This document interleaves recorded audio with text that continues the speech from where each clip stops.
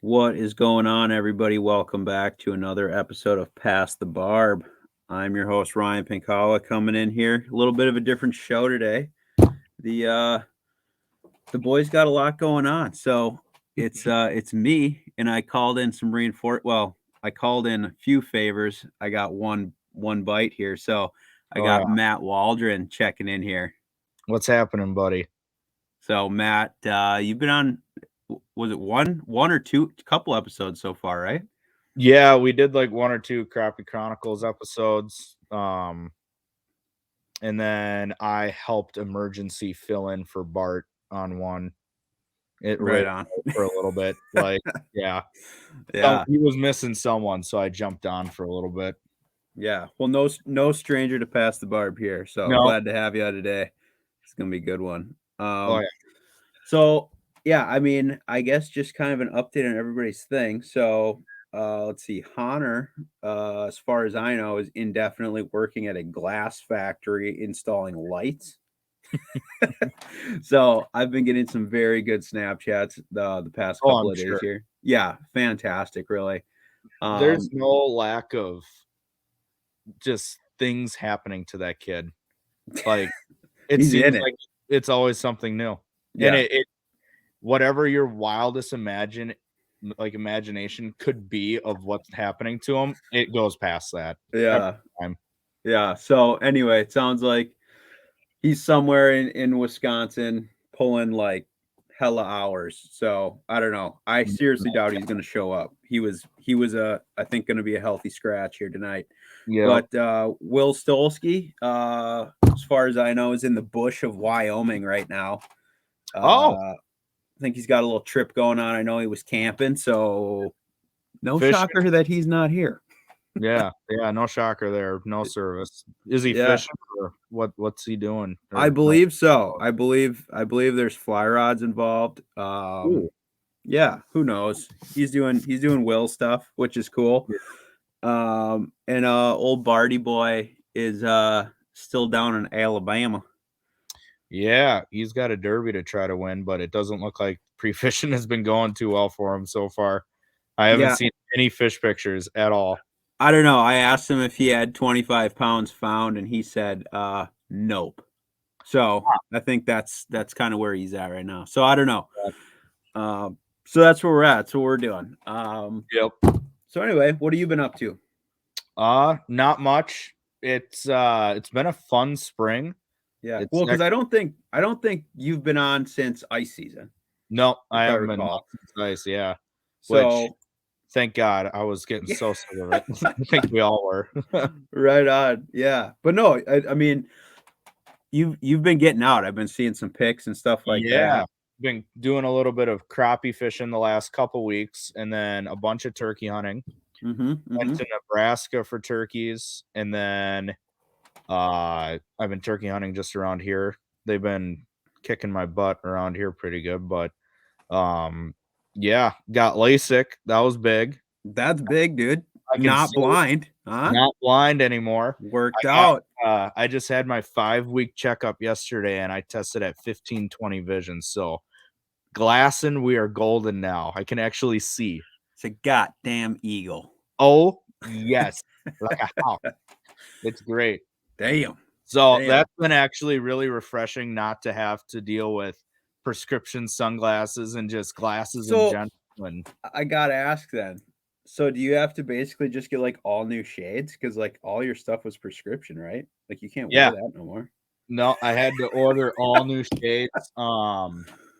So luckily Relevant, they did me a solid and they got me some fresh shades. I'm actually able to wear those goggles now, those badass goggles they came out with. Oh, sweet. Yeah. So yeah, it's been super nice. I'm very excited for it. Like one of the biggest pains, especially like this past year, which really put me over the edge, was Mhm. like wearing helmets, like snowmobile helmets. Oh, yeah, you were Dude, struggling, dude. oh, it was so bad because like wearing my glasses inside would break like the air seal or whatever. So I couldn't have the shield down because Mhm. just instantly fog and couldn't see anything in front of me. Yeah. So that I'm really looking forward to. Also wearing buffs. Like at any time I'd wear like a buff or anything like that, Yeah. glasses would instantly fog up. So no, it's the little things. It's the little dude, things. it's the little things, not having to carry an eyeglass container with me everywhere I go when I want to switch from sunglasses to eyeglasses. Like, yeah, there's so much. Like, it was 100% worth it. What? So I think you were telling me about this before. What does this take? Like 5 seconds, or like what is this? Like ridiculous. So it's like 2 minutes an eye. So like it's a 10-minute procedure and then it's done. My God. I will say it is like I had a panic attack during it. So like, you know that a feeling you get when you shoot a big buck and you just freaking shaking uncontrollably, like that adrenaline rush afterwards.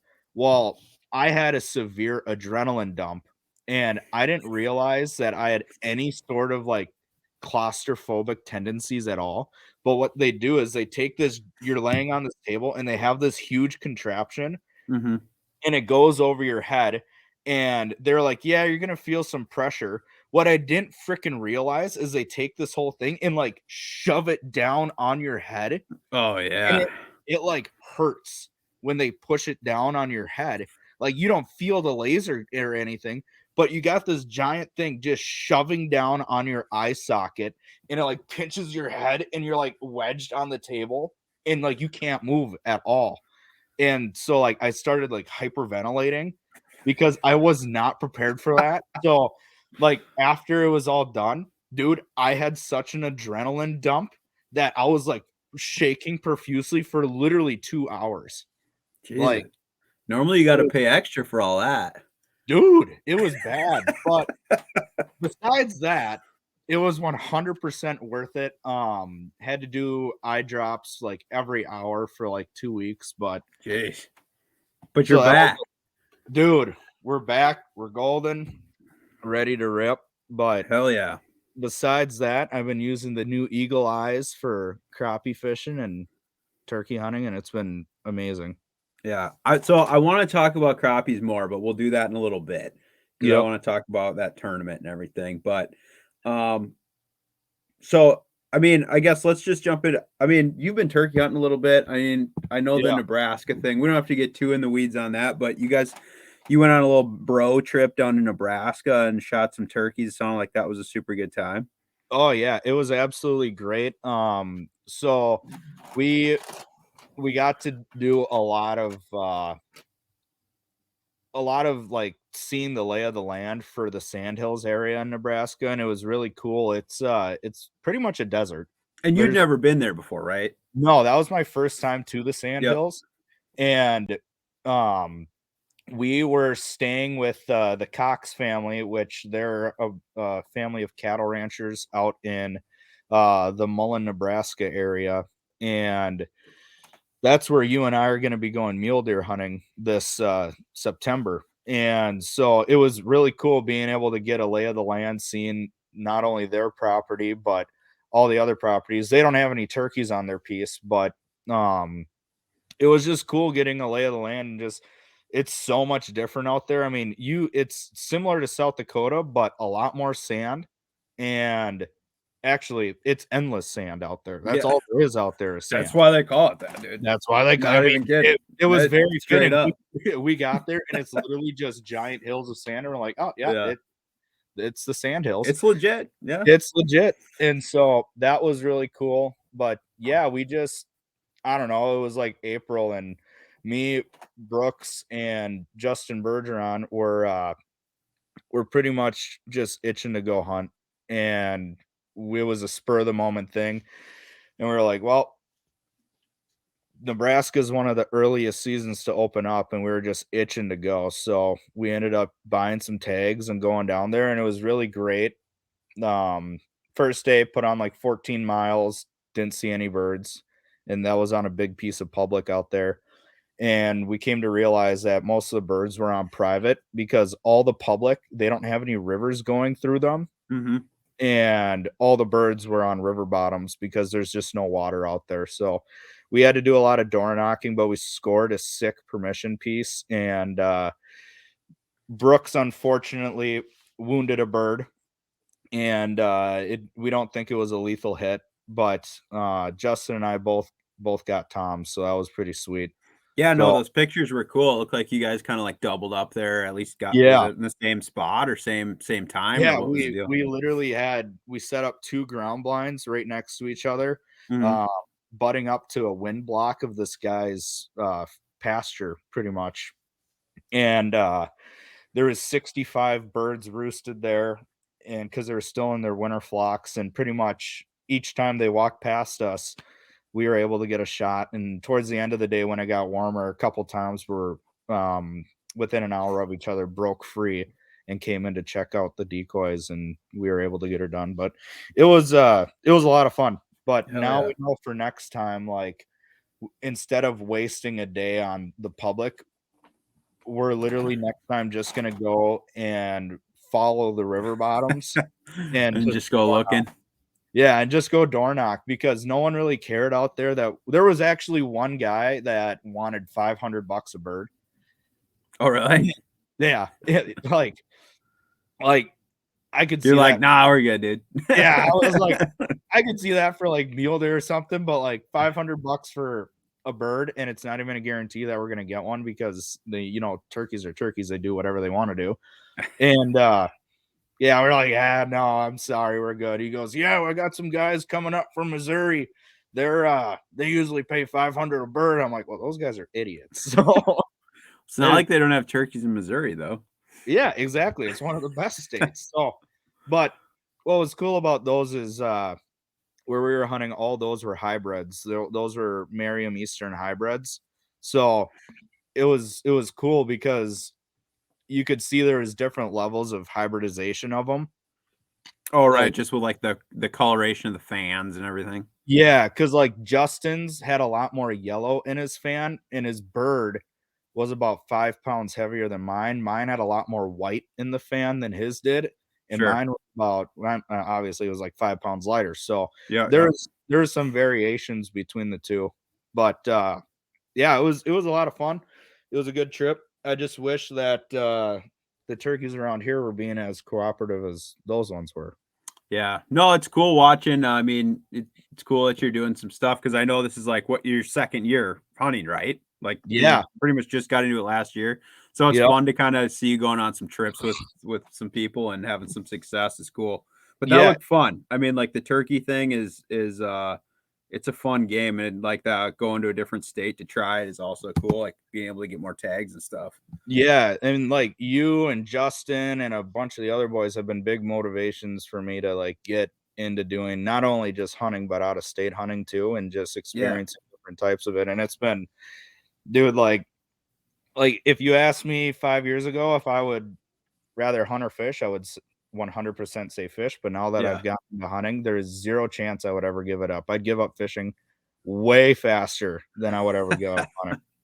Like Yeah. it's pretty crazy. So I mean, thanks to you and Justin and all those boys for helping me get into it, because it's a new obsession, that's for sure. Well, it looked like you just scooped up a nice little shoddy rig there.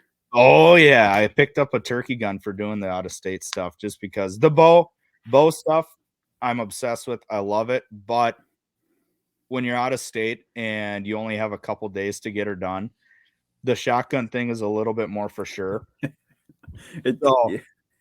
and it's not even for sure, but So what did you end up getting?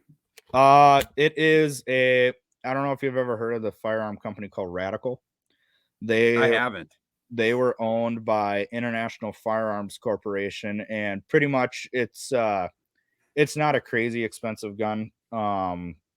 It's definitely a price point friendly gun. I think it's like a $600 gun, and it's just a 20 gauge pump with a Nice. extra full turkey choke.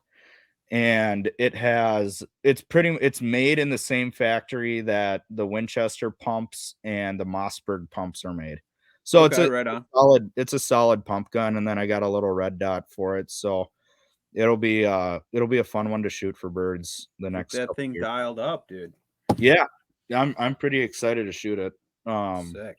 But yeah, that was I mean, the Nebraska trip was fun, but I am so ready for this fall and big game hunting.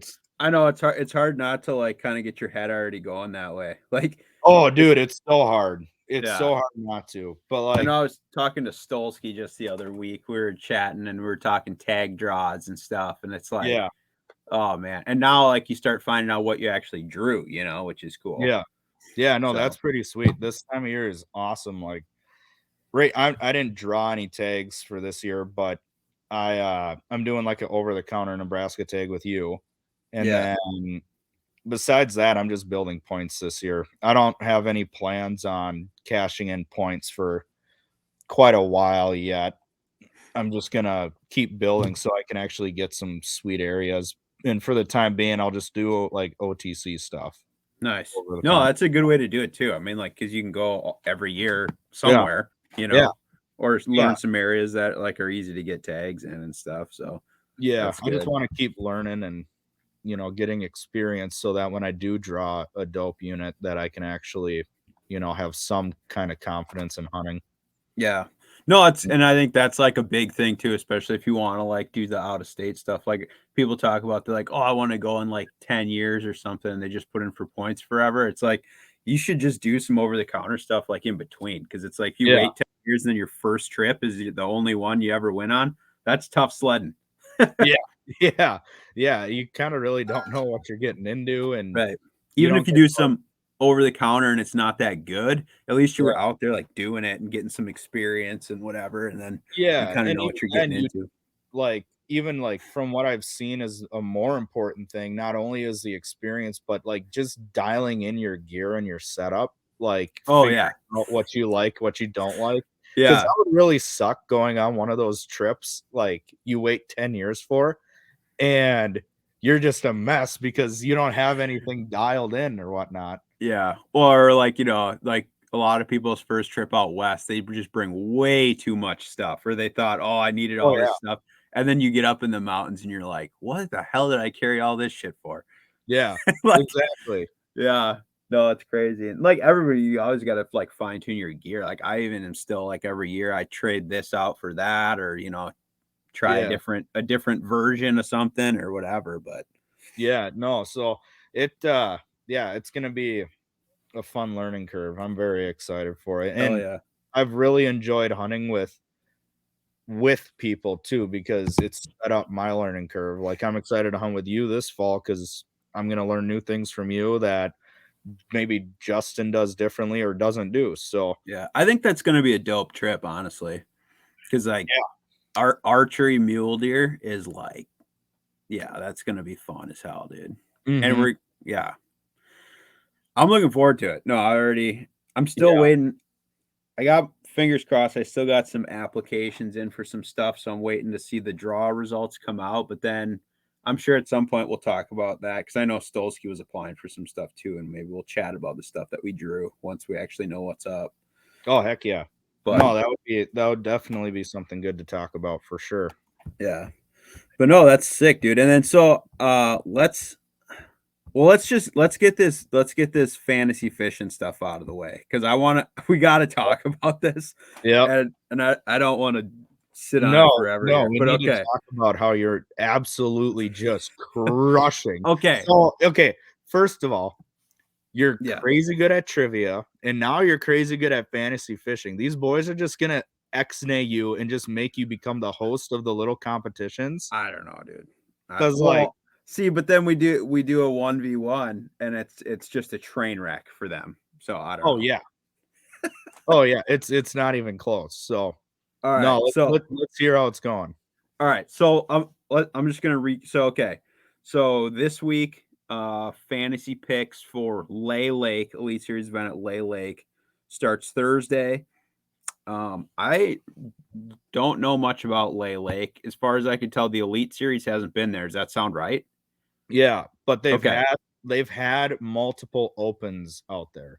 Okay. And, like, That okay. college national championships, and, like, they Bassmaster has been there, but not the elites, so Not the this would Elites. be Yeah. no, but a lot of those guys in the elites do have prior experience, whether it's Oh, through sure. Yeah, absolutely. Opens or the college series. But So I mean, sounds cool. It's 12,000 acre lake, yep. Coosa River So Reservoir. it's not a big lake by any means for So that field. yeah, it sounds like the current play is pretty big out there too. And I from believe everything there's that spots.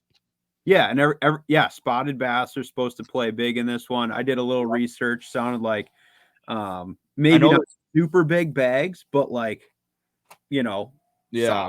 solid. Probably not going to see a lot of 20-pound bags in this one, and a lot of the fish are going to be post spawn, I think. So Yep. And I we do shall know see. there are pretty big largemouth in there too. So you will see probably, I would say, the top 5 guys will probably all get that kicker largemouth each day. Yeah, Would be it my should guess. be interesting to watch, and I might follow this one a little more closely just because I'll have a little time to like watch some live coverage maybe because it is, dude, the live's getting good. Yeah. Like it gets better every tournament. So I'm hoping this Dude, one. it's getting really good. And now what they're doing with the forward facing and being able to play it, it's Yeah. incredible. It is literally incredible. And it brings a new level of learning into it because now you get to literally see what the pros see Mm-hmm. instead of just going off of, visual of them casting and what they're doing with their rod and what they're saying they're doing. You actually Right. get to see what they're seeing under the water and how they're reacting to the fish. Yeah, Like I would have never thought that they'd be able to like just broadcast a dude's graph right onto the screen. Like it's that's insane. nuts.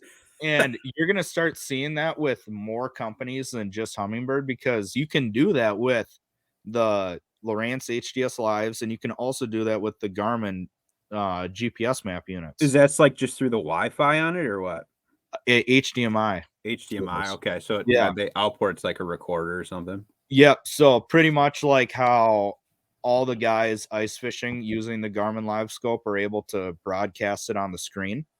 They can literally do that same exact thing, but all they do is they just hook up a cord to it. Okay, got it. So yeah, Sick. it's badass, dude. That was literally like watching the classic, and that popped up. It instantly, I was just freaking glued. Yeah, no, it's sick. Yeah, so if anybody's hasn't checked this out yet, Bassmaster live coverage like throughout the day. They're not only showing the anglers fishing, but then periodically they're showing their graph like overlaid on the screen. So if they're doing live, you can literally see like everything happening. You can see their bait, watch the fish. It's pretty Oh, sick. it's amazing. Right now, Yeah. they just have it for the Humminbird pros, but I'm sure in the next couple of years, everyone else. I'm wondering if that's like a contract that Humminbird signed with them. I don't know. I don't know because I didn't know anything about it till I saw it at the classic. So Yeah, no, that was the first time I think any of us saw it or even yeah, had any inclination because like yeah. Art's pretty like tapped into that, like Ronnie Moore and all those guys, and Bart didn't even know it was happening. So No, like, he was hyped on it too. I remember. So I yeah, stayed no, on it close. was sick, dude. That was so badass watching that. All But right. it gave me a lot of ideas for the Chronicles too. Oh yeah, yeah. Seriously, yeah. Yeah. Mm-hmm. So for our fantasy fishing thing we're doing, I mean, we kind of have a group. So Waldo, you're not in it, but Mm-hmm. you've done fantasy before. Like this isn't new Yeah. to you at all. But so for our group, I think there's like maybe like 30 or so people in there. So between the 4 of like us on Past the Barb, we're doing a competition amongst ourselves that basically it doesn't matter who wins, but the loser, whoever loses, we've decided has to do the turkey trot on Thanksgiving, hungover in the morning. So like the 5K race Thanksgiving morning, hungover. and and right now, this is the current scoreboard. So we're doing it as like golf scoring is how Bart put it. So basically, if you win that week, you get 1 point. If you're second, you get 2, and so on to 4. Yeah. So right now, first place is myself with 5 Okay. total points. Bart is in second with 13. Stolski in third with 14 points. So that's tight right there. And Hahner currently bringing up the last place with 18 points. So it's still a wide open race here. Anything can happen. There's a lot of season left. But I mean, I have one every week so far. Yeah. So, I mean, whatever. They're not here to defend themselves, so I'm going to talk shit. Oh, absolutely. I'm going to win. Okay. Yeah. So now we need to come up with something for like the winner, because now I feel like, well, I'm going to win. Oh, so and dude, here's the other thing. Bart and Hahner should be ashamed of themselves, calling themselves freaking just getting blown out, dude. Oh, well, absolutely. In Hahner's defense, though, he has missed like 3 weeks of rosters. Okay. So maybe we'll allow you to like drop your lowest 2 or something. Maybe we'll have to add that in. That wouldn't be a bad idea, because then you'll be. I mean, he's a working man, you know. I mean, he can't. Yeah, exactly. He's busy. So I will say that's like the worst thing if you are actually doing fantasy fishing. When you forget 1 week, you're like, and then you just quit. Yeah, exactly. Because then you're just done. Yeah, that happened to me literally half the years that I did it. I missed one, and then I just be like, whatever. But so far, overall, I mean, we do have a really strong showing. I think I was telling you right before we got on here. So currently, at least I don't know where these other guys are. I can't see theirs, but on mine, currently ranked number 13 in all of fantasy fishing. So I feel like we got a good showing so far. That Past the Barb's showing up. We're at the top of the leaderboard here. Absolutely. So see if we can move into that top 10 after this and make some noise, you know? Oh yeah, you hey, like you had said earlier, you're already ahead. You're already up there. So I mean, I'm not worried about this. You just got to keep that train going upwards. Gotta do it. Absolutely. But, so I have Bart's picks here. So I'll go through Bart's and mine because I don't have the other boys. I don't know. So hopefully they get in there before the deadline. I think it's like tomorrow or something. So I got Bart's picks here. I'll just run through them quick. So he went Scott Canterbury, Bill Lowen, Gerald Swindle, which I think is a surprising pick. He's a good lake guy. Let's see who we got. Josh Strackner, and then Will Davis Jr. Okay. And then he's got his tiebreaker set at 67 pounds, 6 ounces. Okay. That sounds like a post-spawn tournament. That sounds like a pretty good weight. Because I mean, that's like 16 something a day. Yeah, I got a feeling that's a hair on the low side because there are some huge largemouth in there. But you got to string together 5 though. Yeah, exactly. So, okay. Yeah, that's a good weight. What's your weight? I got mine set at 70 pounds, 1 ounce. I think that's a much better weight to go. I just felt like that there's going to be guys that find the largies. I mean, I know that it's going to be like spotted bass are probably going to dominate what's being weighed in, but I don't think you're going to win with all spots. No, you're definitely not. Like the guys that'll win will have 1 or 2 kicker largemouths, and it might not be each day, but what I feel like is going to happen is day 1, someone is just going to crush and get like that 18 to 20 pound bag, and then just coast the rest of the event with like 16, 17 pounds a day, hopefully. Yeah, it really depends. I mean, if somebody puts together a solid pattern, though, like they figure out where those fish are transitioning or something, they could really blow the doors off of it. They really could. So we'll see. Okay, I'm gonna run through mine quick. So I picked, I don't know, I have 2 in there that I'm totally not sure about, but they felt good at the time, so I picked them. Okay. So I got John Cox rolling the top of this one. The dude's just been on fire. I mean, yeah, I'm kind of ride or die John Cox at this point. So he's Mr. Freaking consistent. I know he's just always right there, and the dude is he just catches them, you know. So especially like in the time of year when them fish are relatively shallow, hard to bet against them. So it's super hard to bet against him. So I went John Cox. This one I was like, but it is a river tournament, so I went Jay Shakurat. Yep. So we'll see. I mean, I think he could do good here. Then I went Jason Christie. Yep. Wes Logan, and then Will Davis Jr. Solid picks. So we'll see how it plays out. I'm interested to see usually the first day I feel like kind of sets the pace for how the fantasy thing is going to play out. I mean, towards the end, it's like, you know, depends how many guys you got in the cut or whatever. But yeah, I don't know. I feel good about it. yeah, I think it'll be a pretty solid event. I'm just excited to watch that forward facing again. I know. It should be cool. I hope they start showing like more of that consistently. Yeah, same here. Okay. So yeah, that's the scoreboard situation. But we did. I mean, I think last week we locked in that was going to be like what the loser has to do. So if anybody's got any ideas for like a way that we can figure out this score, I think we should figure out a way where you could like drop your lowest two or something. Yeah. To try to make this like super competitive and really tight. Yeah. We'll have to wait for the boys to be back to talk about it. Yeah, you would have to figure out a scoring system on that. Yeah. But I think this is legit because at least everyone has a shot every week. It's not like if you fall behind, you're just screwed. Yeah. Okay.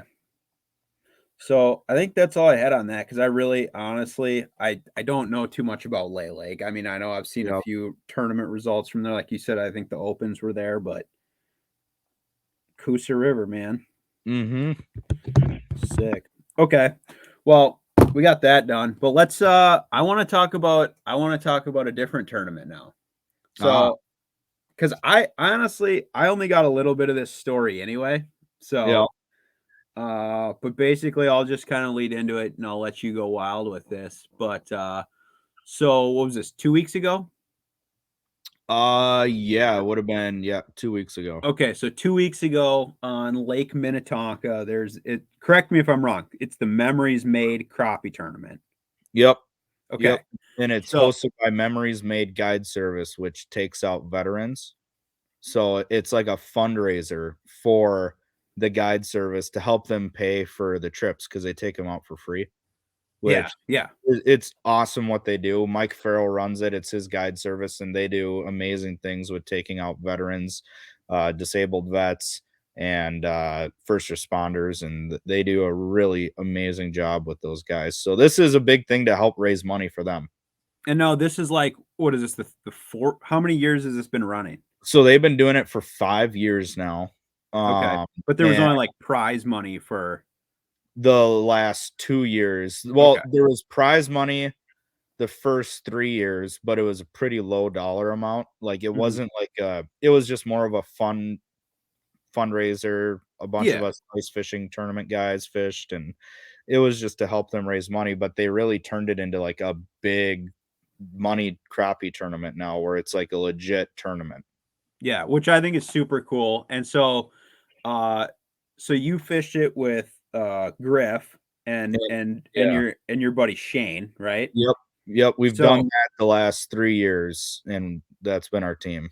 So give us just real quick, what's like the rules for this, or like how many guys do you have, that kind of thing? So you can have up to 4 guys in a boat, which makes it a lot more fun because most tournaments are 2 guys. So, I mean, it just allows another aspect where you get to have even more baits in the water. It's even more fast and furious, and it's just it makes it a lot more fun having that many guys in the boat. Right. But we do 3 because we kind of found, having 4 guys in an 18-foot boat or a little bit, even a 20-foot boat, it just gets packed pretty tight. Yeah. So we keep her at 3, and then it's your 10 biggest crappies. So what we do is we each keep our limit of 10. Or we keep just short of a limit of 10. We usually keep around like 27. So then we can call. And so we'll sort our biggest 10 from our 27 fish. Got it. And what we do is we weigh them all in grams, because it's not like a bass tournament where the weights are a lot bigger and it really doesn't come down to grams. It comes down to ounces. Well, with crappies, their weights are so much tighter that you want like the exact fish. So we weigh them all in grams, and what we shoot for each year is a pound average, which is 450 grams. So we weigh our fish all on that basis, and we know if we get to that pound average that we got a pretty solid contending bag. Yeah, I love that this is like analytical. That like you're going like you're Yeah. literally getting like a gram scale to be able to weigh these and everything. But Yeah.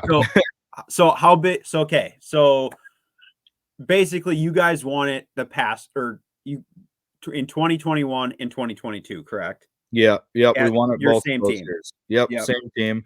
And then, yeah, so we won it the past 2 years. And those are the only 2 years that we had fished it. We didn't fish it the first 2 years. Yep.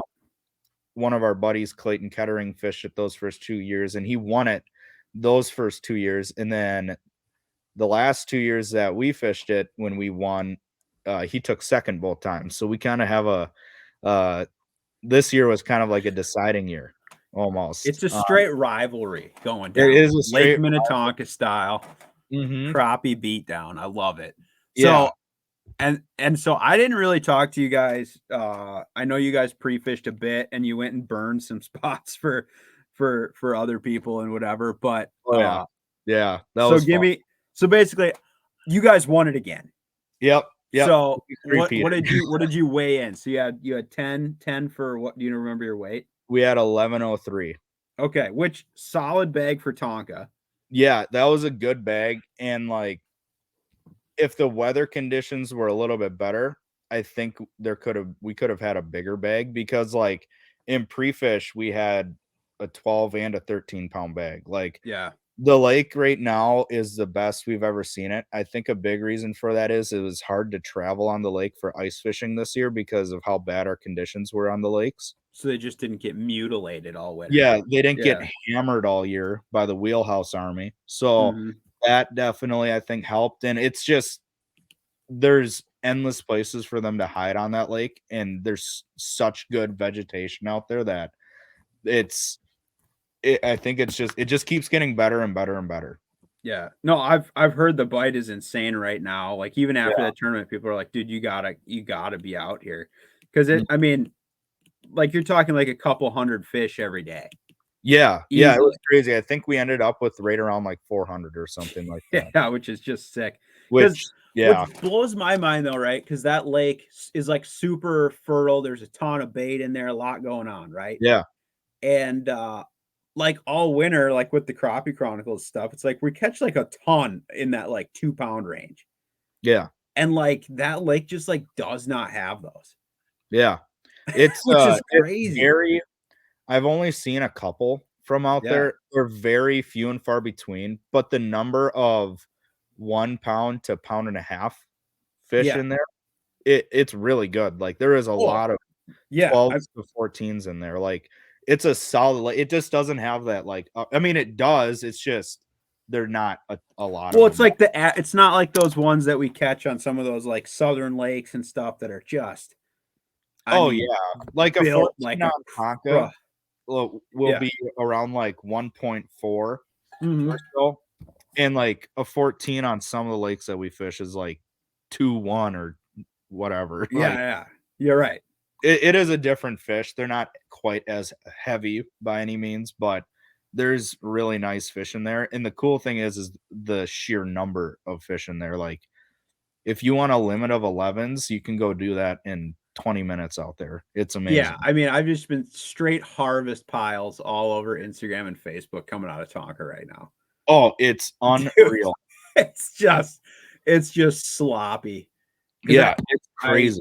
yeah, I mean, it looks like a lot of fun. I have not been out there this year yet, but I think I Yeah. might dabble. Yeah, At least for a day just to go do it. Because yeah, it's fun, I dude. I used to fish out there a lot more in the spring, and, like, it was fun, and, like, you could just load up and catch, go out in the morning and catch 150 crappies and be like, "Yeah, that was cool." Yeah. Oh, yeah. Yeah, it's crazy, and it was So really weird because, like,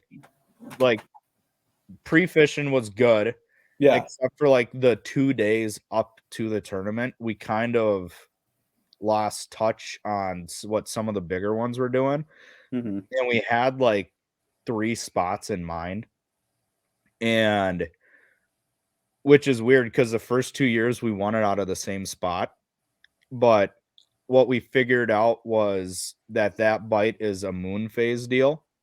So they And just pull for a short window and they're out. yeah. Yep. They pull up to feed and then they pull back out because they're not spawning yet. And so when they are shallow, they're eating. And it's really fun because they just go insane. But like the first year we won it, it was a full moon. Last year we won it in the same spot. It was a new moon. And this year, it wasn't a major moon phase like that. And they weren't in there. This past weekend when it was a full moon, they were back in there. And so that really told us like it is for sure a moon phase deal. Yeah. And so going into it, the last 2 days, I wasn't able to pre-fish a whole lot this year because I sold the boat, and I was able to pre-fish a lot more last year. So we were able to divide and conquer a lot more. But this year, it was pretty much just Griff and Shane for the most part going out pre-fishing in Griff's boat. And I went out with him the weekend before, and that's when we burnt all those community holes to the ground. Yeah. Which we do that mainly just because there are some community holes that do hold the right fish and they do get hit really hard, but we just wanted to just decimate as much as we possibly could and catch as many as we could, just so that they had a lesser likelihood of biting come tournament day. And we didn't even have to worry about doing that because that whole week there was dozens of boats on those community holes. Just getting slaughtered. Yeah, so that was fun and all, but yeah, come Derby Day, we pretty much just we started in a cut that we had seen some decent fishing, or Griff had seen some decent fishing, and we spent like the first 4.5 hours in there, and we ended up with like 8.5 pounds or 9 pounds, and we were like, this bag isn't going to be nowhere near the contending weight, so we need to throw a Hail Mary. Yeah. And the day before, Griff was fishing this cabbage bed, and when he was idling up, well, he wasn't even fishing it. He was idling up to check it, and it was pretty easy to see this cabbage bed because it was pretty dark. And then all of a sudden, the dark spot kept moving away from the boat, but the cabbage bed stayed, and it was literally like 1,000 giant crappies moving away. And we were worried because one of our buddies, Josh Dean, was fishing fairly close by. And when he told us where he was starting, we were like, shit, he's right on that spot. And what we didn't realize is he was like 100 yards away from that spot. So we ended up not going there because we didn't want to fish on top of him. And that was one of the only good spots he had. So we had decided to let him have it and hit our other stuff first. And we went back to the spot after just beating the brakes off of him in the morning. We went back there, and first cast, I catch like a 13.5, and Shane doubles up on one that was just under 14. And we bring it in. And Griff, I felt so bad, but he hardly fished on that second spot because of how fast Shane and I were catching them. We ended up with like over 30 triples that day. God damn, I love spring crappie fishing, dude. Dude, same here. It was like, so much fun. And like Griff was literally on the front deck of the boat, and we just kept tossing him fish, and he would just kept weighing them and weighing them and weighing them. And it was, he literally looked at us and he goes, "Can someone please do this so I can catch one?" Like it was pretty nuts, but we ended up culling all but 2 fish out of our 10 out of that spot. Oh, that's sick. Yeah, and so that happened in the last hour and a half of the tournament. So that was pretty dope. And then we get back to weigh-in, and Josh Dean had weighed in 6 pounds, and we're like, well, he definitely wasn't on those fish. And we talked to him, and what we think happened is our spot was out closer to the main lake than his was. And we think a lot of his big fish left and went to our spot, pulled back out because it got a little colder. Yeah. And so we're thinking they pulled back out to our spot. And he we come to find out he stopped 25 yards short.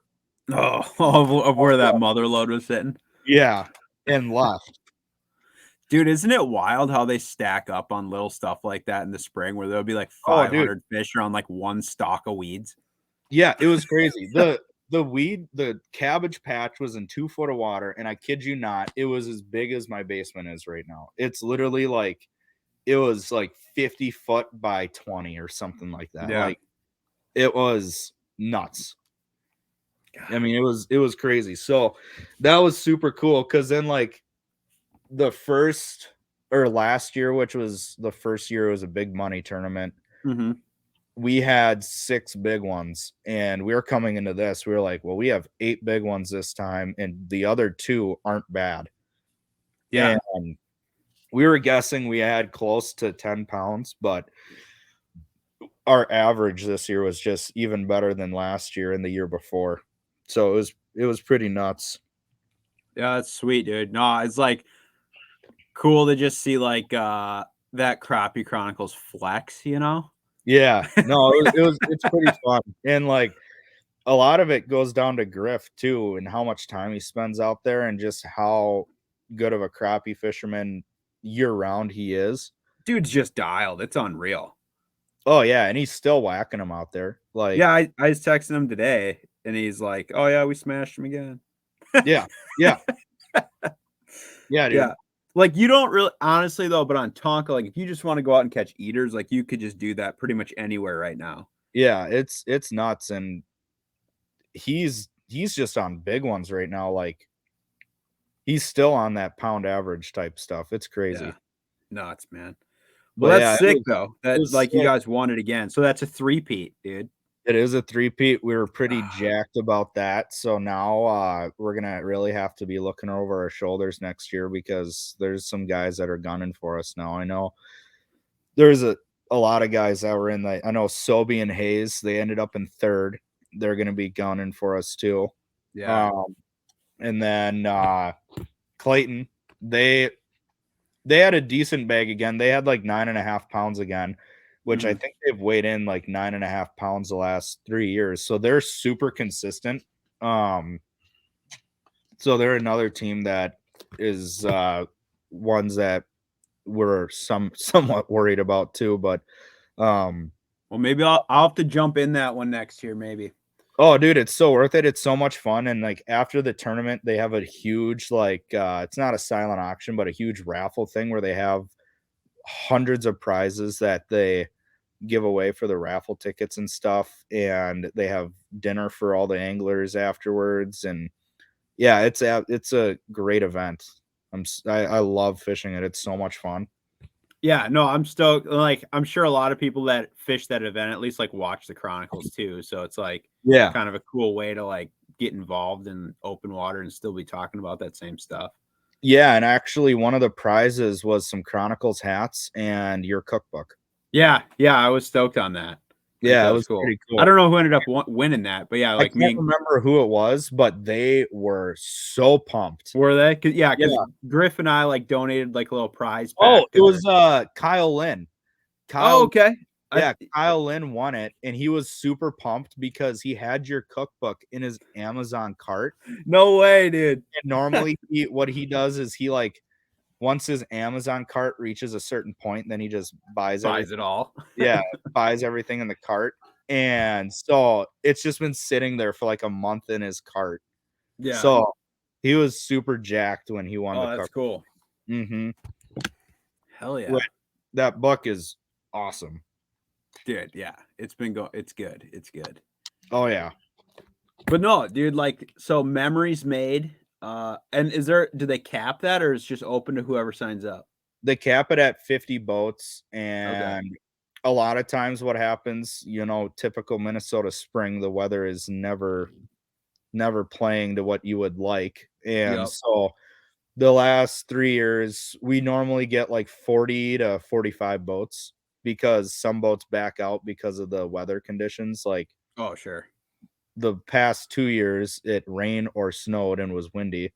This year, it was actually fairly mild. It was a little on the windy side, but it was fairly mild, so it wasn't bad. It was supposed to rain. But yeah, it wasn't bad at all. Sick. Well, there you Mhm. go. If you want to take on the Chronicles boys in an open water derb, the Yeah. three-peat. I think I'm gonna jump in it next year. So maybe I'll put together a little team and come and do it too. Oh, dude, it's so Because worth it. now that you've won it 3 times, you can't like change your team. You gotta lock in till you gotta run yeah. it to the ground, dude. And that's what we did after we won it the first year. We're like, okay, this is our team. This is how we're Yeah. rolling. We got a good thing going, and it's definitely held true. We have we just flow really well together when we're in the boat. Yeah. I don't know if I could ever convince Bart to do a crappie tournament. Plus, I don't know if that'd be a good team. So You should jump in it with like Studer or some. You should get like. I'll have to draft some people. I'll have to get a squad. Oh yeah, let's do a Pinkalla's team mock draft or something and do. Maybe we'll have to. Yeah. Yeah, We'll have to have some tryouts or something. Or you guys would just be team Past The Barb and fly out Will for it. That could be lit. Yeah. That would be fun. Hahner in a crappie fishing tournament. We got to get a Past the Barb wrapped boat. That's really where this needs to go. Yes, absolutely. We got to start letting them know. And do it like a K-Fan logo where you just have like the characterized faces of all of you and then just Past the Barb. That'll be it, dude. Yep, absolutely. Tell your old man we're wrapping the Ranger. Like, I'm gonna need this. Yep. It'll protect the paint. Yeah. I mean, it technically would. Mm-hmm. But we've got some current events going on. What do you got? Throw me one. We've got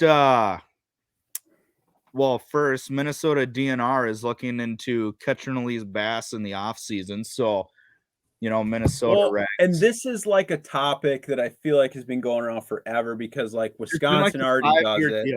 It's been like a 5-year deal because like about 5 years ago, we introduced a 2-week catch and release season in between your stereotypical game fish opener, which is the regular fishing opener, and then Memorial Weekend, which used to be the bass opener.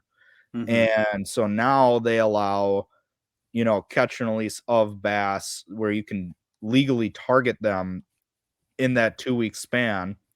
And the DNR just put out a poll of making it so that the season technically does not close and that it stays catch and release all off season. So from end of February through early May, it's now catch and release instead of it just being like no reg or off limits completely. Yeah, and like I guess I don't know what the opposition is to it. Like whatever. Like I said, state like Iowa or like Iowa and Wisconsin already have that. Yeah, same with South Dakota. So it's like those Iowa, South Dakota, there is no catch and release season. It's just always open. Yeah. But like Wisconsin, they have a legit like catch and release early season thing. Yeah, I think. And then the general opener. This was like the first year that they did that, I believe. What? Where it's catch and release all off season too. I think I think for Wisconsin. Yeah, because I believe it opened earlier. It was open in like April for a couple of years. Because I know me and Bart went like the first year they did it, and we went in like super early April. Yeah. Which was like, I don't know, maybe 2 or 3 years ago. Yep. And then they ended up now this past year they just made it so it was just catch and release all year round besides the regular either season. way. I don't know. I'm not sure what the reasoning is for that. I never like listened to any of that stuff that when they talked about it, but yeah, I hope they do it because there's enough people that already just fish for them out of season anyway. I'm pike fishing. Well, that used to be the excuse, and now it's I'm crappie fishing with 3-inch spinner baits. Yeah. Yeah, I'm using a very large beetle spin. No, it's ridiculous. And it's like you can tell people, you're like, yo, that's like not even open, but then at the same time it's like whatever. Yeah. But no, I agree. I see that's good to bring up. Like I don't know who actually ends up making those decisions. Like if the DNR just gets to like be like, yeah, we're doing it, or if it's like they have to. It has to be voted in Okay. by pretty much the state has to vote it in. The Okay. DNR doesn't. They propose the change, but Sure. the state still has to vote on it. So Something to watch for, I guess. it's definitely because it's getting serious because they put out a poll of a survey that you could fill out, and so it was posted on like Minnesota Bass Heads and a couple other big pages too. Yep. This poll you can fill out on your opinions about it. So that was kind of cool. I filled out that poll and it had like some check box like you strongly agree, strongly disagree questions, and then it had a couple questions on where you could actually type in a response. Yeah. We'll see how it plays out. I bet they'll pass it. I'm willing to bet they will too. I think there's probably way more people for it and like barely anybody that cares. Yeah. So like I think enough people speak up that want it that they'll do it. And we're a walleye state, so most of those walleye guys Exactly couldn't give a hoot about bass. Yeah, because I think that's the thing. Like, because fishing opener is literally this weekend. Yeah. And I think the majority of people make plans to like go walleye fishing. Yeah. What are your plans for opener? I don't know yet, dude. I'm kind of TBD right now. I might actually I don't know, because I might actually try to do a little turkey mission again this weekend. But I actually probably the odd man out because I don't think that I was gonna go walleye fishing. I might do like maybe a night thing, but I was kind of thinking of going piking, dude. Ooh, that's not a bad idea. I might go to some sneaky little spots. Heck and yeah. just go sling a little blade around, see if I can get something going. Get some gators. Yeah. So I don't know. Fun. We'll see. I don't have any like legit like opener plan. Like I'm not traveling anywhere. I didn't plan a trip. I should have, but I didn't. So yeah, I don't know. What do you about well, now you? your options are open at least. Like if you can do a little bit of everything, you can turkey hunt in the morning and then fish in the afternoon. You can do whatever now. I got to feel. I haven't checked the weather. See what's going down. I'll be like Metro though. Oh, dude, Saturday we're supposed to get 1 to 2 inches of rain. Saturday, opener day. Sick. Oh yeah, it's gonna be the rain gear out, boys. Holy crap! I'm literally. I already sprayed all my stuff down with Camp Dry just as a safety precaution because, dude, it's gonna be wet. Yeah. Like, where are you heading? Mille Lacs. I've done the Mille Lacs deal. Besides 1 year, I've done it for the last 9 years, I think. Yeah. And normally when I had the boat, I'd spend the whole month of May up there every weekend in May. Yeah. Because the spawn smallmouth bite is just incredible out there. And it's a ton of fun. And you catch a ton of walleyes doing it too. And it's just I absolutely love that lake. I'm a smallmouth nut. So that's the lake I learned how to smallmouth fish on. And it's a fun lake because it's so big. There's so many different things you can do out there. Like it's just one of those lakes that just always intrigues you. And then with how many fish are in that lake, you can have a day where you don't catch a fish and you're just sitting there. You're like, what the heck is going on? And then you'll have days where you swear that every single rock on the lake has a 3 to 5 pounder on it. Yeah. So it's and it eats up a lot of boats, which is cool. Which I mean, because it is popular, but it's like the times I've been there, it never felt crowded, dude. I always was like, this place is not cool. Yeah, no, it's awesome because like if there's a guy on the spot, you literally go 100 yards to another spot. There's hundreds of little nooks and crannies on that lake you can really whack them on. But the walleye bite should also be pretty good up there too, with all the water coming in the lake.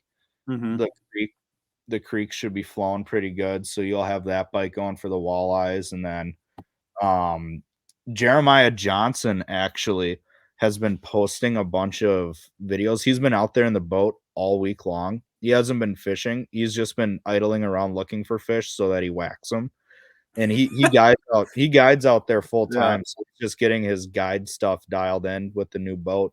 And he posted there's still ice chunks in the southwest corner, and they had on the east side of the lake, he had like 47 to 50-degree water already. Jeez. So yeah, they're gonna be chewing, dude. dude, I know. So I'm super pumped to get up there. I'm fishing with Sam Summerness. We're staying at Tony Lee's cabin. He's the guy who started Minnesota Bass Heads. God, you got it locked down, dude. Yeah, that's been we've done that like the past 3 years where we stay at his cabin on Mille Lacs, and it's been a ton of fun hanging out with those dudes. So yeah, it'll be fun. I'm looking forward to it. Nice. Yeah, I think I got one trip, not like this coming weekend, but I think the one after that. Yeah, up to Northwoods, Wisconsin. Gonna go do like little multi-species ripper, Oh, heck like yeah. a crappie, walleye, smallmouth sort of situation. Are you doing that with the old man or? Yeah, it's a little group trip we've been doing the past, I don't know, not that many years. It was like a thing we got invited to, and we never went, and then we just decided we'd start going, and it was pretty fun. So it's like a good time of year to be in the North Woods, though. I mean, freaking like everything chews like crazy. I mean, the crappies up there aren't super big. They're not like anything around here, but there's a bunch of them, and the walleye fishing's really good, and the smallmouth fishing is insane. So that's awesome. Well, that'll yeah, be a riot. I love those multi-species deals when you can just wing it and go do one thing, go do another thing, and just well, it's like you go over here and like cast this little rock bar and catch some walleyes and smallies on it, and then you're like, oh, like look, there's like a little cane bed over there. You like roll up on that, pitch some jigs around. You're like, look at all these crappies. This is sick. Yeah, yeah, it's a ton of fun. You can constantly like switch things up a bit. Yeah. Plus that time it's like the muskies are just coming off the spawn, so they're like laying around in the shallows everywhere. So it's cool. You just like trolling motor around crappie fishing, and you're like, there's a nice muskie right there. There's another one. There's another one. They're just like loaded. It's pretty fun. That's awesome. But yeah, no, I'm looking forward to that. That'll probably be like the only trip I'm doing like in May. And then I think I got one Great Lakes trip in June that I'm gonna do, like a little salmon trip. Oh, that harvest mission that you usually do? Well, yeah, kind of. I mean, I think I'm supposed to be going to a wedding, but instead of the wedding, I'm just going salmon fishing. So nice. I don't know. Nice. That sounds better. It's the same thing, you know. Hey, here's a card, right? Yep, exactly. Yeah, just bring a salmon. Yeah, there you go. There's your trade-off right there. Yeah, but yeah, I don't know. I'm trying to piece together a couple more trips in like maybe like July, August. I still want to get to Canada this year. I don't know if I'm gonna be able to make it happen, but that'll be fun. Yeah, that'll definitely be. You got any big sends this summer? No fishing trips really planned. Pretty much I got like some weddings and stuff, but besides that, like the main trip is September mule deer with you. Yep. Okay. That's pretty much all that I got on the plate right now, and then just a bunch of whitetail stuff around here too. But I don't really have too many fishing trips planned. I might try to make it out to South Dakota once or twice. Yeah. And do some walleye. Dude, you sold the boat and you're just done. Dude, I know. It sucks. I can't wait. We're holding our cards out for the boat market to flip right now. Yeah. Because I've been looking at it and prices are starting to come down. So they are. It's still crazy if you're trying to buy something like kind of new though. Oh, dude, it's newish, you know. It's like I'm looking at I won't be getting a bass boat again. I'll be looking like at a 20 or 21 foot walleye rig. Yeah. And the prices on those things right now are just freaking nuts. Yeah. The only reason why I'm looking at a walleye rig is just for like the big water purposes, and the ride is just so much smoother. And I'm getting to a point now where I don't really care about being the fastest on the water. And yeah, but if you get a 21 footer with a 300 on the back, it's not like slow. No, it's not slow, but it'll still go 50s. And I mean, as long as it's doing that, that's plenty of speed. But it's just going to be so much more comfortable having like air ride seats when you're in 4-footers. Like, all right. Yeah. So you're getting your brain beat in. Yeah, exactly. There's plenty of times where I'm just like, I really wish I had a deep hole right now. So yeah, that'll be fun. But I I ain't buying anytime soon with how ridiculous these prices are. For like a 4-year-old boat, it's still like 70 to 80 grand for those walleye boats. So It's just insane, dude. it's nuts. So I'm gonna just wait until it comes back down, and it'll suck for a couple years. I know. I'm already going insane right now. Like, I bet, dude, this is my first opener in like 8 years. I haven't been in my own boat. So like, well, especially because you like going to Mille Lacs, so it's like it's not like you're just puddle jumping around the metro down here. No, like, so I'm used to like having my boat absolutely dialed, and well, and you had a really like sick legend, like really nice rig too. oh, it was one of the best big water bass rigs that you could have, and I had it dialed in absolutely perfect for smallmouth fishing. And But she gone. Oh yeah, she gone. She's in Nebraska now. Nebraska. And, so pretty much now I'm having to relearn how to be a co-angler again. Yeah. So not bringing hundreds of pounds of tackle and not bringing 30 rods is definitely like, I got it down right now to 8 rods, which is still a lot, but that's it's better, you know. It's better than 20. It definitely, it was like an hour dilemma of me sitting there looking at, okay, I don't need this. I might need this, but no, You're I like don't. swapping reels off to put it on this Dude, other rod. You're I like, did that oh, like but 10, 15 times. And so like my wheels are just turning last night because like I got my tackle down to like one, like, you know, those Yeti totes or whatever. yeah. I got it down to one of those just full of tackle.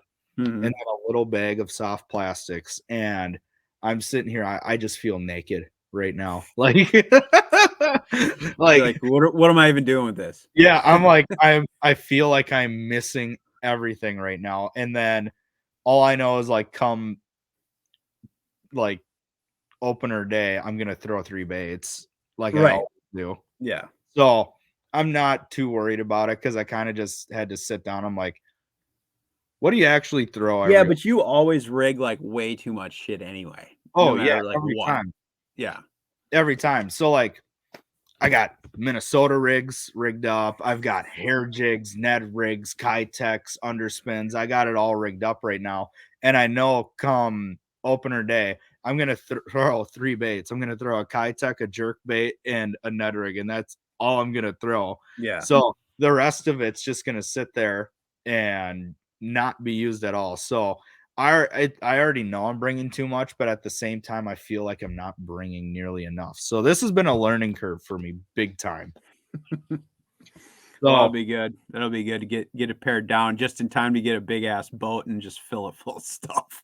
Oh yeah, I know. But that'll be a couple years out with, like I said, the market, because I know you're looking right now too, and it's just stupid. It is. It's nuts. It's nuts. I got a couple leads though, so things are getting interesting. Ooh, that's good. Yeah.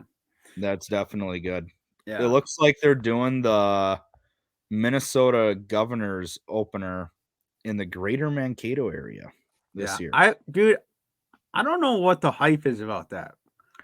It's literally where like, it seems like the dumbest thing in the world to me. It is super stupid. Pretty much it's just like a PR deal for the local area to get people and highlight the fishing in a certain area and to stimulate the small town economy or something like that in those areas. It's just a PR deal. Yeah. But anyway, whatever. Yeah. It's going to be a lit time in Mankato, I guess. Apparently the Madison Lake, greater northern Mankato area. I mean, it's not like there's not fish down there. It's just like, no, there is a bunch of fish. I mean, it was really funny. Like, apparently Walls isn't even going to be there for it. They have sick. They have like the governor's opener. The governor doesn't show, and they have like one. It's like, I got other things to do, bro. Yeah, he's got like one of his like assistants doing it or something crazy. I don't even know who it is. Oh my god. Yeah, I don't know. I never even really followed that or whatever. I always seen it on the news. They talk about it for like 4 seconds, and then you're like, okay, whatever. Oh, I had actually a good question for you. So you're a big food guy. What what's been your latest kick on cooking? Like, Oh what's my your God. latest obsession? No, Yeah. things have not been going good, dude. Oh, geez. Oh, I geez. I opened up a can of worms. I wasn't even gonna bring this up, but now you did. So, Yeah, nope, I had to because every time I talk to you, I always want to figure out what your latest kick is. 'Cause it dude, constantly changes. dude. Oh, it has not been going good over here, man. I have gone on this like health kick thing. Oh, too long, dude. Like That sounds oh, horrible. it like 2 months in to this, and it is like, dude, my social media has gone dark. I have not been posting anything about cooking because everything that I've been eating is absolute shit. Like none of it is good. It So looks what, are you on, awful. like, a keto deal or what? Dude, I don't even know. It's like I'm following some sort of like meal thing. It's like all I don't even know, man. It's That is just so I'm just unlike trying to you. What block the it out. hell are you doing? What? What the hell are you doing? This is so unlike you. Dude, I know. I just figured I'd let it rip and see what happens, man. So what, But are you trying to get in shape for, like, hunting season or what? yeah, I don't know. I'm just trying to do something different that I haven't done. And it's like cool and everything, and like you kind of like learning stuff doing it, but it's like, wow, this is stupid. Like Yeah, like that I sounds said, like terrible. a lot of the food sucks, and it's like a lot of you can't have a lot of things, like super restrictive, like certain like it's pretty much like zero carbs and like all this stuff, which like, dude, carbs are lit. Yeah. Like, I don't know if you know that, but like Oh, yeah, it it's doesn't suck. the deal. Yeah, it's like Yeah. none of that, like no dairy, like super clean, like holy shit, dude. So That anyway, sounds no, like horrible. the cooking thing, I've literally just not even like I've just blocked it out. I'm like, I just need to get through this and not because I can't like you know how I do that stuff, man. Like Oh, once I'm yeah. going, I'm all in. Like I'm not Oh, effing around with yeah. any of this, like trying to figure out rules for anything. I'm like, no, let's Yeah. just make it good, you know? Yeah. So anyway, yeah, I'm not big into the whole health food cooking thing. So I've literally just been like head down trudging through this thing. That sounds like you just been struggling. That sounds terrible. Like I said, I can't even. Well, I'd seen you did, like, a cooking class recently when you were Yeah. I did okay, yeah. So that one I did that was pretty fun. Yeah, that was like when I did with like my family or whatever. It was kind of cool. There's a place downtown in St. Paul. It's called the Cook. What is it? The Cooks at Crocus Hill of Crocus Hill, something like that. It's like a it's like a cooking store, but they have like the whole upstairs is like a like a classroom type. yeah. It's like a like tricked out like kitchen, like it's sick, Oh, damn. and they have like a whole bunch of like super nice like appliances and everything, but they probably have like I want to say like 6 or 8 like ovens and ranges and everything. So like it's like a group cooking thing. So it's almost like one of those hell kitchen setups where Yeah, you yeah, exactly like that. Yep. okay. And so like I don't know, they kind of run you down like the here's what we're gonna make and like kind of show you some stuff, and then like as a group you like go through and make all the stuff, which I think I've done like 2 or 3 of their things there before, and it's pretty fun. Like most of the people there, it's like I mean, they're just there to like cook something or they're like on a date or whatever, and they're Yeah. whatever. But like they have some like legit like chefs that are like teaching it, which is pretty fun.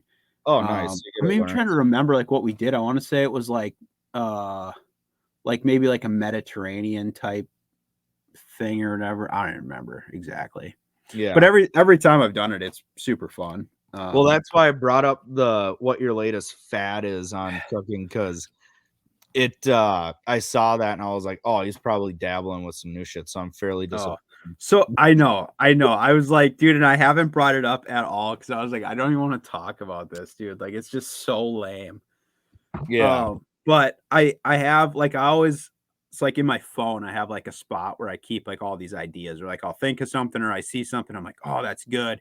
And I'll like try to remember, you know? Mhm. And because like, dude, there's so many good little, I mean, there's like a lot of like, food, like trendy things going on like Instagram and like TikTok and stuff like that. So everyone, like a lot of those, I'm like, whatever. Some of them I've seen that I'm like, well, I'm doing that, or whatever. So I've been kind of like banking some ideas on that. But I did give us one that really caught your eye recently that you have down on your list. So this one, well, not this just one specifically, but there's like some cool ones like this that people are doing a lot more of like egg rolls that aren't egg rolls, if that makes sense. Yep, I've like been seeing egg roll wrappers but like putting different stuff inside and like doing that. And that's kind of stuff that I like to do, like changing stuff up, like using ingredients that aren't really meant for certain things, right? Yeah. And so like I saw there was like like these apple pie egg rolls that someone was making. That was like a trend that was going around, right?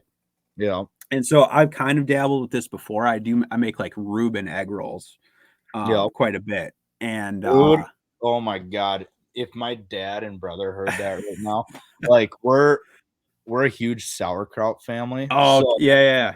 So like, dude, Reubens are like our kryptonite. Like we absolutely just melt for Reubens. Like fair.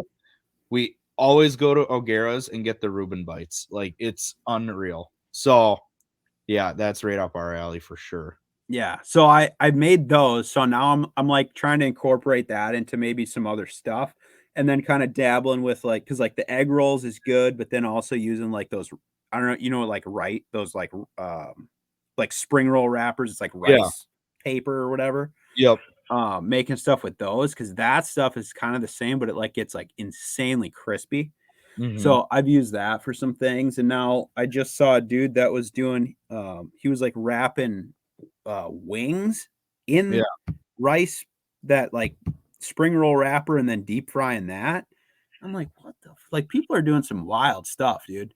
Yeah. So that I'm kind of in this like spring roll egg roll, but like not egg roll type. Yeah. I think that's just like a cool idea, or like using that, like the pizzas that we did with like tortillas, like that kind of stuff. Like kind of just trying to switch it up. So I don't know. I'm in like brainstorm mode right now. I got like 100 things on this list that are all like half-baked ideas of like, oh, we should try this, we should try this. But then I literally was just like, I can't even think about this right now because I literally can't even have any of this stuff.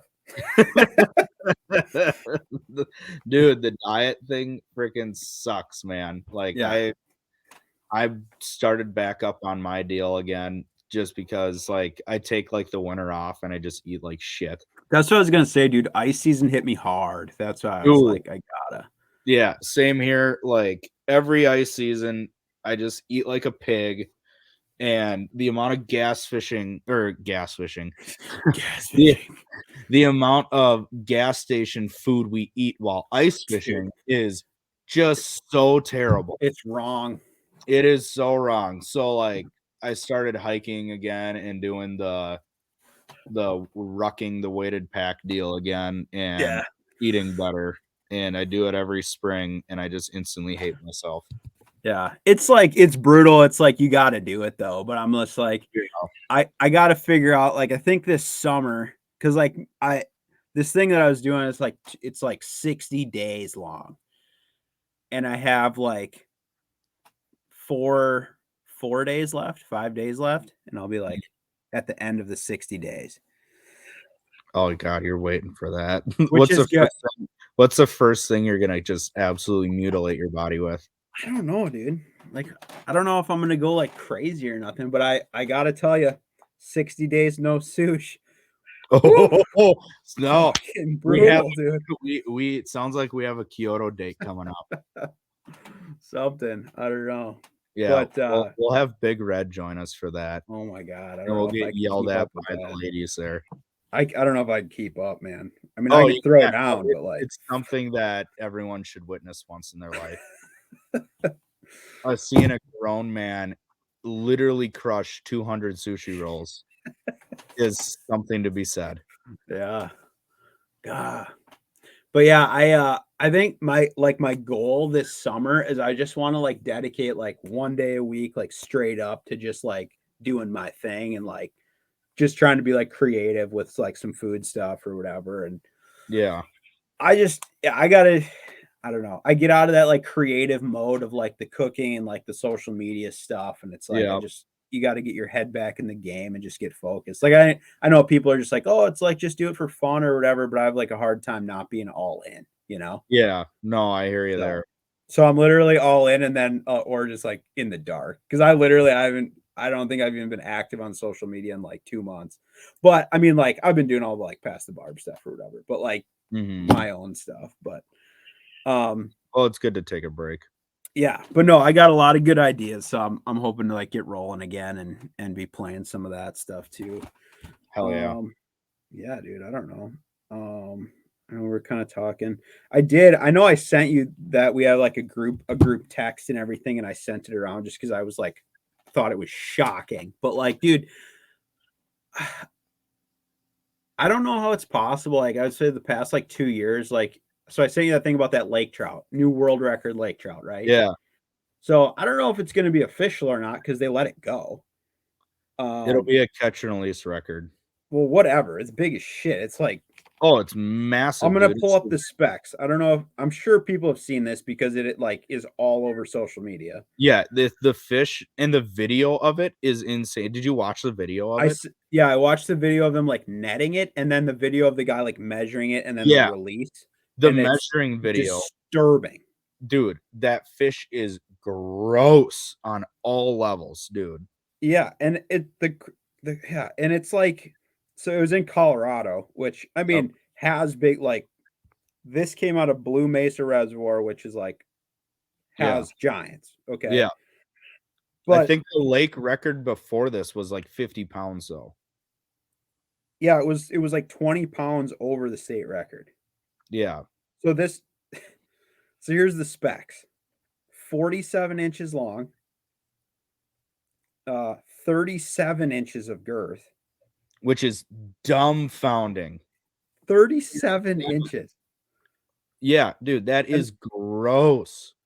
And then they didn't have a certified scale, but the scales that they weighed it on, they weighed it at 73 pounds. And then it's 73.29 pounds is what they weighed it. Yeah. And the picture is just gross. Dude, it is probably the fattest fish I have ever seen besides a carp. A 73-pound trout. Yeah, it is just insane, dude. And like, it's really funny because there's a lot of guys in Canada that just shit on the United States for its lake trout fishing. And now they're like, oh, but wait. Yeah, just boom, freaking 73 pounder. Like, granted, like the average size in like places in Manitoba and stuff is crazy, right? Like there's so many like of those 25 to 30 pounders that are like long and 40-inch fish plus, but like this thing is a mutant. Yeah, dude, 47 by 37. Just saying that those numbers is just mind-boggling. Like even the state record muskie, like 57 inches, but like 30-inch girth. A 47-inch fish with a 37-inch girth. It is literally 10 inches short on girth of being the same girth as length. I mean, the video of the guy releasing it is crazy because you see the width of its back, right? Oh, dude, and you're like, oh my god, dude! Its back had to have been a foot wide. Dude, it's unreal. It's like none of the proportions are right. Like it just looks like think of what you would normally think of a trout, and then throw every aspect of it. Like think of like a 40-inch Lake Manitoba or Clearwater Lake trout, and then put two of them on top of each other. It's like, just, dude, it's like just an absolute butt plug in this thing because like I don't even know how it could eat that much and not just blow out. Yeah, dude, like it is insane how tall that fish is. I don't know. Look up the pics because, or maybe we'll post it on our Past the Barb page or whatever because it's just unbelievable. Oh, dude, the pictures of it are just incredible. And like huge props to the two guys. I think it was like dude and his dad that caught it, and they've been like targeting big trout on Blue Mesa for like a while now. Yeah, And obviously finally scored what they were chasing. But like props to them for letting it go, dude. That's so sick. yeah, that's super cool that they did that. Yeah, So so like, I mean, maybe we'll see more of them coming out of there because I think it's more of a situation of like, dude, I think people are just figuring out how to get them, the big ones out there. that's it. Yeah. Yeah. If you're watching on YouTube, there's the pic right there. We'll post it on Instagram though, too. It is God. incredible, dude. It honestly looks fake. Like I know that it's real does. because I literally watched the video, but it's Yeah. like it looks fake. It 100%. I saw that picture and instantly thought it was photoshopped. And then like an hour later in my feed, I see the video of it and my jaw literally hit the fucking ground. I'm like, "Oh my god, it was real." Yeah. Like, because every once in a while you get like, you know, that European pike Photoshop picture that always, yeah. like, you'll see those Photoshop pictures come around every once in a while, and you're like, yeah, that's not real. Like, it's definitely Photoshopped. And then you see that, and you're like, okay, someone's just really good at editing. And then you see the video of it, and you're like, Right. holy crap. Like, Well, dude, and like the crazy part is like not bashing these dudes at all, but like the picture isn't even good and it looks yeah, absurdly big. Like it's not yeah, like this guy like took it on like 0.5 on his iPhone, right? And yeah. like from some low angle and it just looks unbelievably big. It's just like a regular like picture and this thing is just Yeah, it's disturbing. insane. So, like, it beat the IGFA all tackle record of 72 pounds. Yeah, by 5 pounds basically, right? No, by a pound and a quarter. Oh, but that's the So, all tackle world record. yeah, the all tackle world record is 72 pounds, caught in 1995 in the Northwest Territories of Canada. Yeah.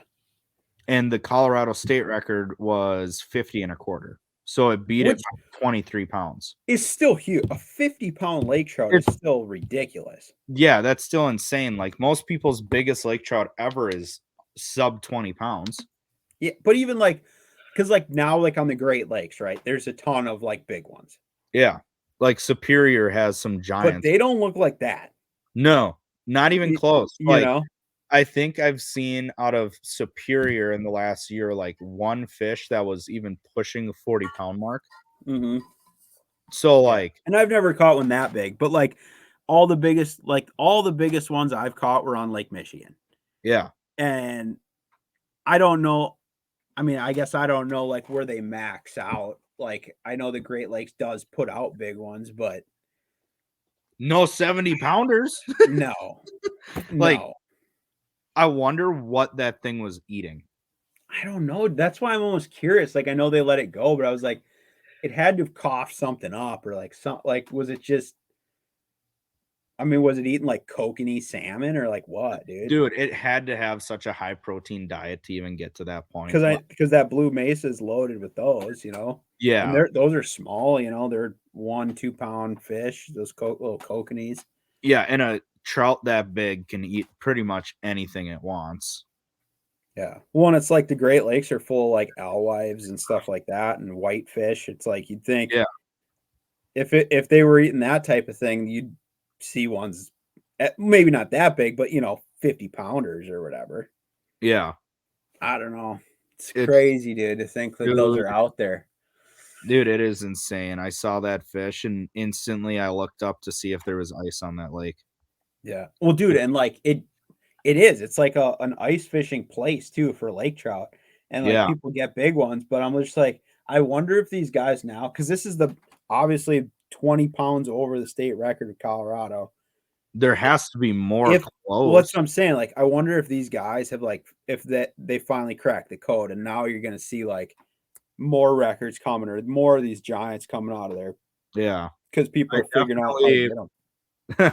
I definitely put it on the ice fishing bucket list. Yeah, no shit. Blue Mesa, Yeah, unreal. just insane, dude. Yeah, that always gets me fired up though. Like I love like all tackle records, new like record catches, that kind of stuff is cool.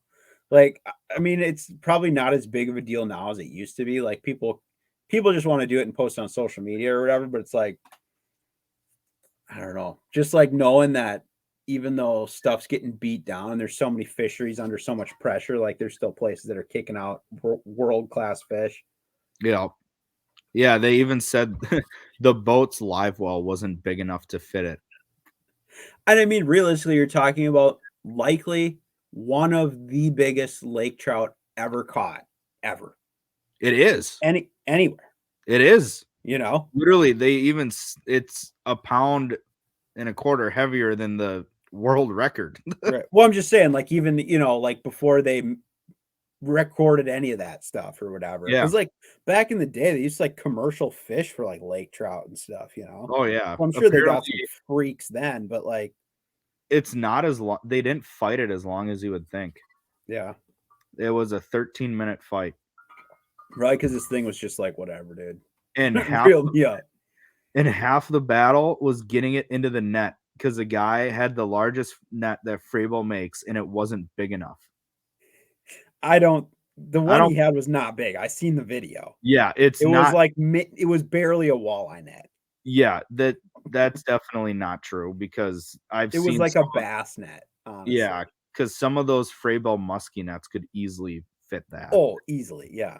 Yeah. Maybe it was like the biggest one they had at the like Walmart. Yeah, and something like that. And I love it because the dude is just in all camo and oh yeah. not wearing fishing stuff at all. Like he's wearing a black rifle coffee hoodie and hunting pants on. They Like were just out for a little rip, it's awesome with the dog in the background. It's just great. Yeah. But that lake looks super dope though.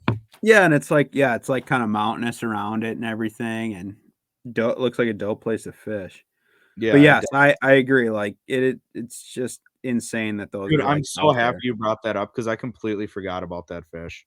Like I was hyped. Like I saw it and I just kept like thinking like, oh God, like I would love to catch one that had half that girth. Yeah, Dude, like that's just dumbfounding. Absolutely insane how big that fish is. Yeah. I hope that they're like I'd love to see like the replica of it, Dude, he caught it on 10-pound tests.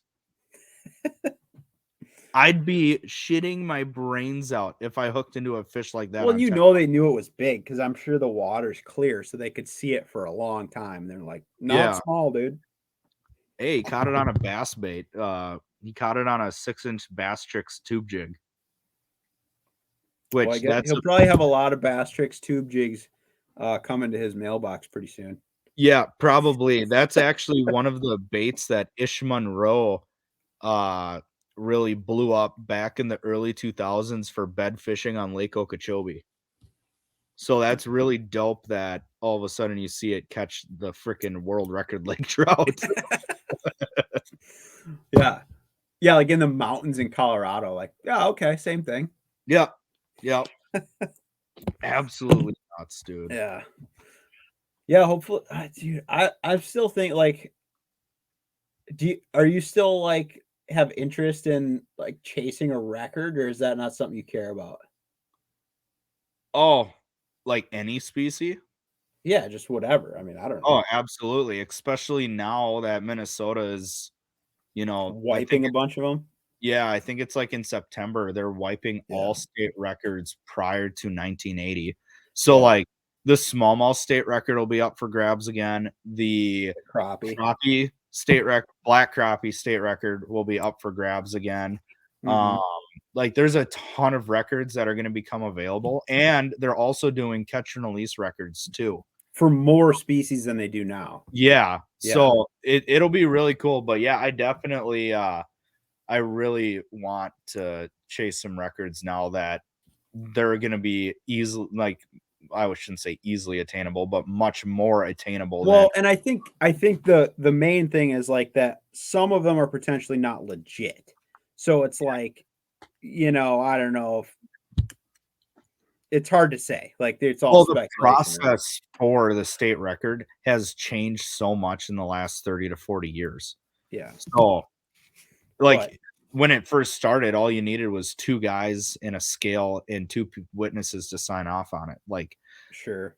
I could get a bunch of buddies together and call a 2-pound crappie. Oh, it's 4.5 pounds. Yeah. But I think the thing with the records is like there's kind of like there's like the people that are like pursuing it, right?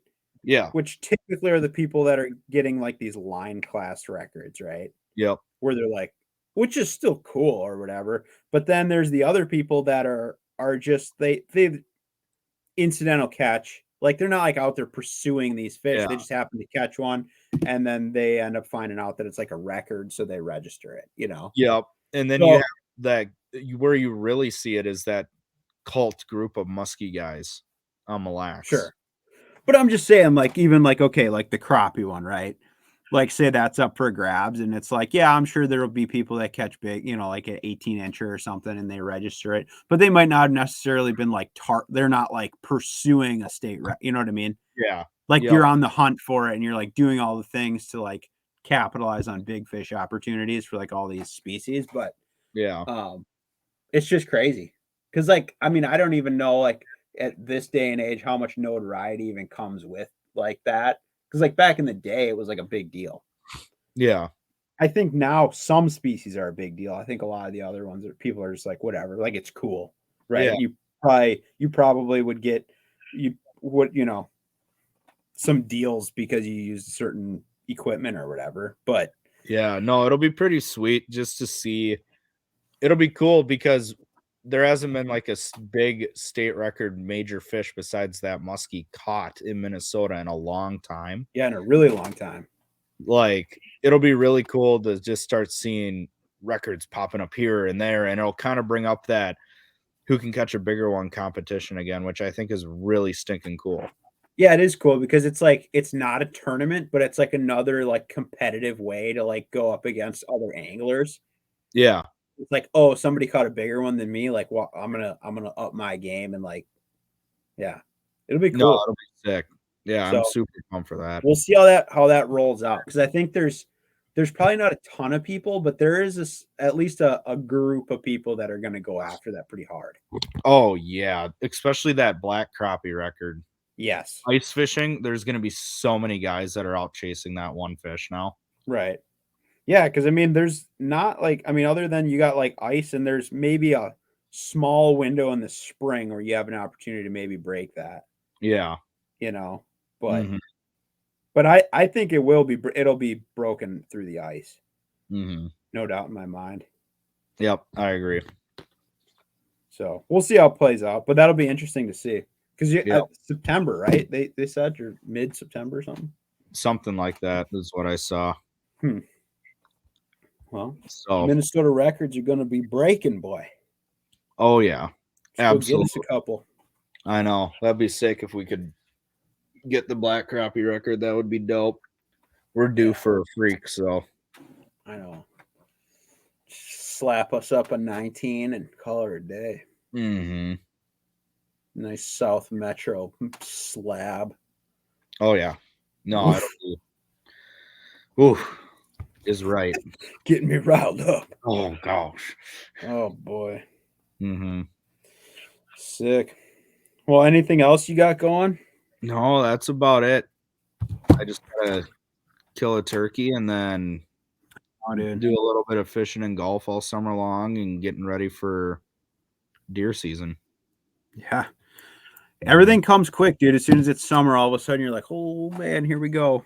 Yeah, and that's when I'm like, oh, geez, I really need to be shooting right now or hiking or doing something productive, huh? Yeah, exactly. Sick. All right. Well, thanks for coming on, dude. And I think we'll end it here, and hopefully, fingers crossed. Yeah, we got the whole squad next week, but we'll see what we can do. Try to get back on track here. Absolutely. Thanks everybody for tuning in to another episode of Past the Barb. And we'll catch you next week. And I'm sure we'll have something good to talk about. Mark my words on that. Perfect.